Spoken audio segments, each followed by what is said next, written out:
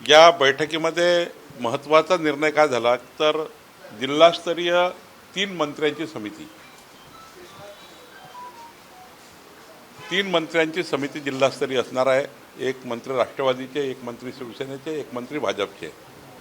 उद्या त्यांची यादी जाहीर होईल आणि या समन्वय समितीने या पद्धतीनं जे सुरू आहे युतीमध्ये, महायुतीमध्ये काही धुसफूस सुरू राहते जिल्ह्यामध्ये किंवा काही मतभेद सुरू होतात किंवा मतभेद झाले असतात, त्या मतभेदाचं परिवर्तन मनभेदात होऊ नये। मतभेद जरूर असतील, आमच्या पक्षाचे विचार त्यांच्या पक्षाचे विचार वेगळे असतील, पण मनभेद होऊ नये याकरता ही समन्वय समिती काम करेल। आणि महायुतीमध्ये कुठली अशा प्रकारच्या टीकाटिप्पणी अपेक्षित नाही आहे। महायुतीमध्ये कुणीही या ठिकाणी मनभेद होणार नाही याची काळजी घ्यायची आहे।